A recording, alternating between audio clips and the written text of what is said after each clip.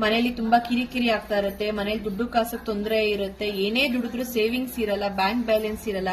ಈ ತರ ಎಲ್ಲ ತೊಂದರೆಗೆ ಈ ತರ ಒಂದ್ಸರಿ ಟ್ರೈ ಮಾಡಿ. 21 ದಿವಸ ಪೂಜೆ ಮಾಡಿದ್ರೆ ಎಲ್ಲ ನಿಮಗೆ ಪಾಸಿಟಿವ್ ವೈಬ್ ಸಿಗುತ್ತೆ. ಇದ್ರೊಳಗಡೆ ಏನೇನ್ ಹಾಕಿದೀನಿ ಅಂತ ನೋಡೋಣ ಬನ್ನಿ. ನೋಡಿ, ಈ ತರ ಅರ್ಶಿಣದ ಪಟ್ಟೆ ಮಾಡ್ಕೋಬೇಕು ಕ್ಲಿಯರ್ ಆಗಿ. ಮತ್ತೆ ನೋಡಿ, ಈ ತರ ಅಕ್ಷತೆ ಸ್ವಲ್ಪ ಹಾಕೋಬೇಕು.